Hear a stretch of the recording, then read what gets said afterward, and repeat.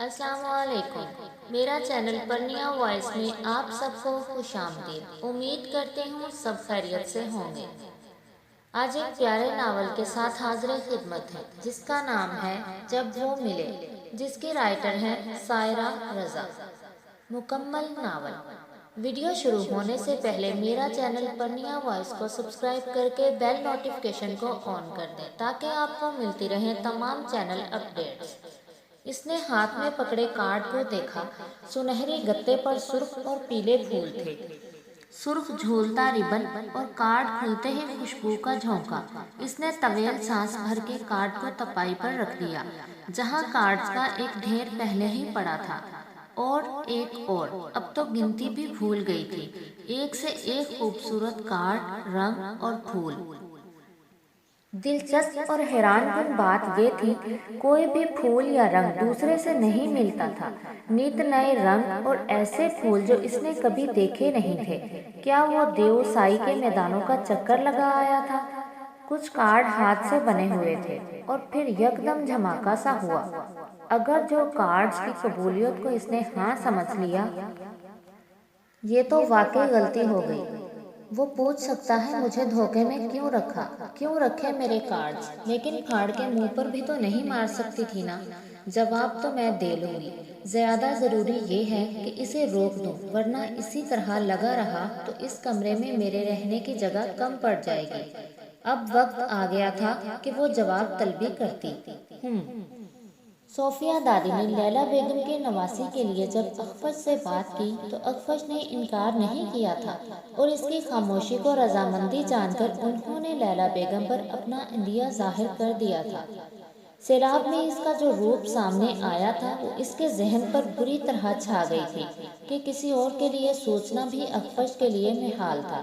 اخفش انکاری تھا اور صوفیہ دادی پریشان۔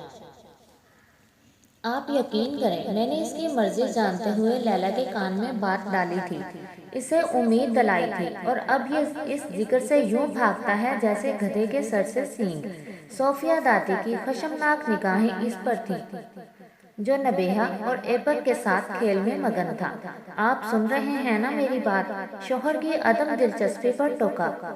بالکل بالکل، جب آپ بولتی ہیں تب میں سر دھنتا ہوں ہمیشہ سے۔ انہوں نے ایبک کی ننھی سی کھلونا کار کو اپنی کشادہ ہتھیلی پر چلانا شروع کر دیا۔ ادھر ادھر دیکھنے کے بجائے تم مجھے کیوں نہیں دیکھتے؟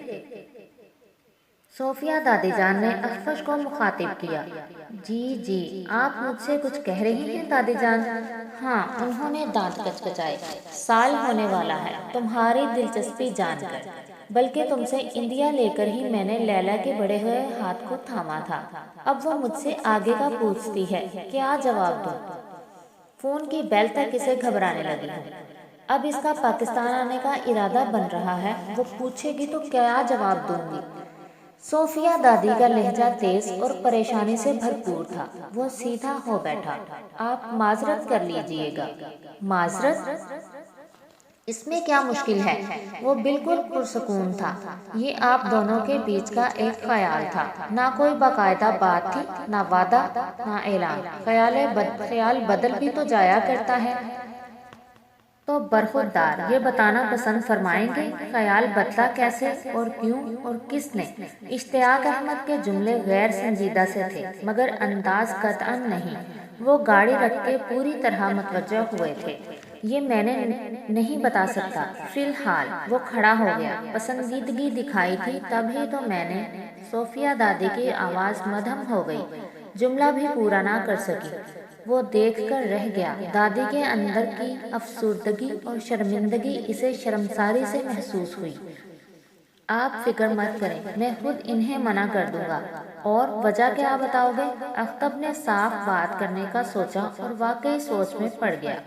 میں بالآخر کہہ ہی دیا، میں کسی اور کو پسند کرتا ہوں۔ جملہ پورا ہوتے ہی اسے یوں لگا جیسے کندھوں سے منو بوجھ اتر گیا ہو، جبکہ نوین اور اختب نے ایک ساتھ بغور اس کا چہرہ دیکھا۔ آیا وہ سچ بول رہا ہے یا جھوٹ؟ یا محض جان چھڑانے کے لیے بات اڑائی تھی؟ مگر نہیں، یہ سچائی ہی تھی جو مسکان بن کر لبوں پہ ناچ اٹھی تھی۔ اور چھپائے نہیں چھپتی تھی۔ اتنا خوش کن تصور، کون تھی وہ جس کا فقط خیال چہرے کو چمکا دے، آنکھوں کو جگمگا دے؟ اشتیاق احمد کے چہرے پر سکون اترا۔ چلو الجھی ڈور کا ایک سرا تو ہاتھ آیا، مگر تب ہی نگاہ بیگم پر پڑ گئی جو شدید صدمے کے زیر اثر ساکت رہ گئی تھی۔ کوئی اور وقت ہوتا تو ان سے زیادہ خوش کوئی نہ ہوتا، مگر یہ وہ وقت تھا جب لیلا بیگم ہر روز کال کرتی تھی، انہیں شادی کے حوالے سے اپنے منصوبے بتاتی، اپنی تیاریاں، اپنی خواہشیں اور اپنے خواب۔ صوفیہ بیگم ویسے ہی کم گو تھیں، دوسرے وہ انہیں بولنے کا موقع بھی نہیں دیتی تھی۔ اب کیا ہوگا؟ ان کے سفید پڑتے رنگ کو دیکھ کر سب کو پہلی بار گھبراہٹ ہونے لگی۔ لیپ ٹاپ گھٹنوں پر رکھے ایک ہاتھ کی بورڈ پر چل رہا تھا تو دوسرے میں کاغذ قلم تھا۔ بڑے انہماک سے ایک کام ہو رہا تھا جب دھپ کی آواز سے ایک بند لفافہ اس کے بائیں جانب پٹکا گیا۔ اس کا ہاتھ بہکا اور کاغذ پر لکیر کھینچ گئی۔ اس بدتمیزی پر نوارڈ کو ٹھیک ٹھاک سنانے کے لیے اس نے سخت غصے سے سر اٹھایا۔ اگلے ہی لمحے غصہ غائب اور حیرت آمیز مسرت چہرے کو روشن کر گئی۔ تم؟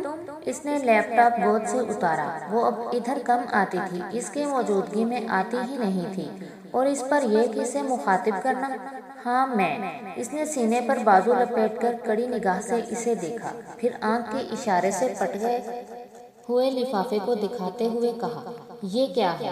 یہ میں کیسے بتا سکتا ہوں؟ تم ہی تو لائی ہو۔ ہاں تم مجھے اس طرح پریشرائز نہیں کر سکتے۔ کس طرح؟ وہ واقعی نہیں سمجھا۔ اس طرح۔ اس نے بھویں چکا کر پھر لفافے کو دیکھا، یعنی لفافے کو دیکھنا پڑے گا۔ اس نے جھک کر اٹھا لیا، وزنی بھی تھا۔ اوہ! لفافے کا منہ کھلتے ہی اسے پتہ لگ گیا، یہ کارڈ تھے، وہ تمام کارڈ جو اسے وہ وقتاً فوقتاً دیتا تھا۔ یہ صحیح نہیں ہے۔ کارڈ صحیح نہیں ہے؟ معصومیت سے پوچھنے لگا۔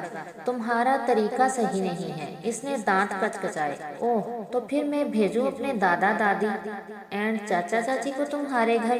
صحیح طریقہ تو پھر وہی ہے۔ تم ایسا کچھ نہیں کرو گے۔ اس نے انگلی اٹھائی۔ حساب سے تم مجھے کارڈز دے رہے ہو نا؟ اب صرف مدر ڈے اور فادر ڈے کارڈ دینا باقی ہے۔ ہولی، دیوالی اور کرسمس تک کے تو دے چکے ہو، عید، شب برات کو تو جانے دو۔ کیوں خواہ مجھے ابھی ہی پتا چلا ہے کہ world heart day, cancer day, T V day کے بھی کارڈ چھپتے ہیں۔ تو وہ بھی تم مجھے دو گے؟ وہ غصہ بھول کر شدید حیرت سے پوچھ بیٹھی۔ وہ جواب کے بجائے سر تسلیم خم کر گیا۔ یعنی مجھے زج کرنے کے لیے تم آخری حد تک جاؤ گے؟ نہیں، تمہیں منانے کے لیے میں آخری حد تک جاؤں گا۔ خیر، اتنے دنوں بعد آئی ہو، بیٹھو تو صحیح۔ اس نے عادات میزبانی نبھاتے ہوئے کشن کو یوں ہی جھاڑا۔ تمہیں لگتا ہے میں بیٹھوں گی؟ لگتا تو خیر نہیں ہے۔ وہ مسکرایا۔ اتنی مزاج آشنائی تو ہے۔ خوب، تو یہ بھی جانتے ہوگے میں کیا کر سکتی ہوں؟ ہاں، تو کیا تم میری شکایت لے کر جاؤ گی؟ اسے مزہ آنے لگا۔ کیا کہو گی؟ اور کہو گی کس سے، آنی سے یا دادی جان سے؟ بلکہ نہیں، تم دادا جان سے کہو گی۔ I am right? وہ جیسے بوجھ لینے پر خوش ہوا۔ لیکن یہ بتاؤ گی، کہو گی کیا؟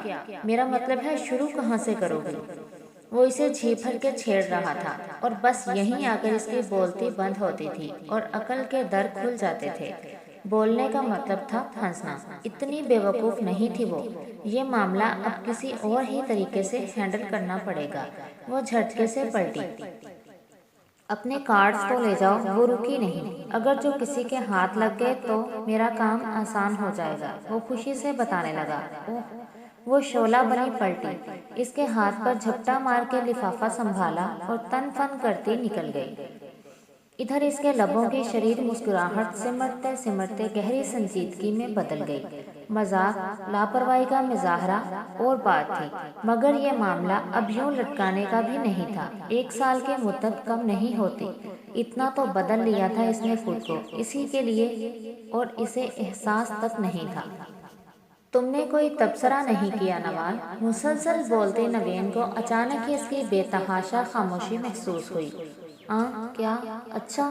وہ بری طرح چونکی۔ کیسا تبصرہ؟ وہ ایبک کو کھانا کھلا رہی تھی، پوری کی پوری گھوم گئی۔ یہی کہ اخفش کسی لڑکی کو پسند کرتا ہے اور اس کے نازک کے لیے منع کر دیا ہے۔ یقین کرو، میری تو میری گھر میں کسی کی بھی بے یقینی کم ہونے کا نام نہیں لے رہی۔ اب جانے بھی دو نوین، صبح سے کتنی بار دہرا چکی ہو، زینت بیگم نے اکتاہٹ سے کہا۔ جوان لڑکا ہے، لڑکی کو پسند نہیں کرے گا تو کیا گائے بکری کو چاہے گا؟ اس میں حیرت کی کیا بات ہے؟ یہ ویڈیو تو پہنچی اپنے اختتام تک۔ بہت جلد ملتے ہیں انشاءاللہ اگلی قسط کے ساتھ۔ تب تک کے لیے اللہ حافظ، فی امان اللہ۔ اپنی دعاؤں میں یاد رکھیے گا۔ آپ کی پیاری پرنیا۔